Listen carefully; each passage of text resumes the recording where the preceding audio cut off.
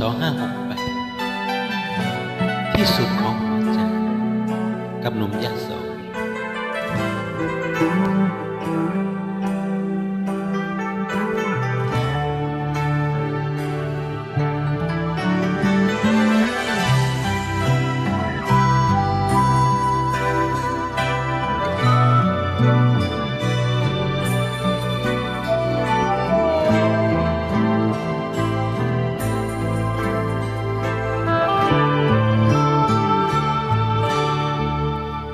ข้ามคืนนี้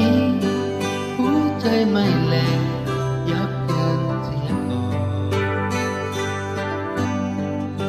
จะไปอ้อมวอนขอเธออย่าตัดรอก่อนวันพรุ่งนี้เพื่อกันเรื่องรักกันด้วยเหตุใดฉันยังไม่เข้าใจเพราะฉันใช่ไหม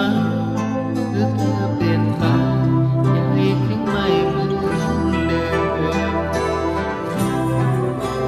ถ้าพรุ่งนี้จะยังโกรธฉันโทษใครได้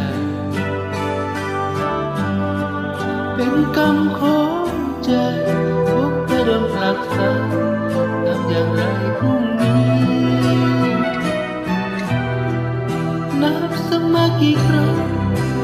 หัวใจยังไม่จบซ้ำยังยอมให้ฟังเพราะรักมากไปเพราะซื่อสัตย์ไปถึงช้ำใจอดทนไว้ก่อนนะใจเจ้าเอ๋ย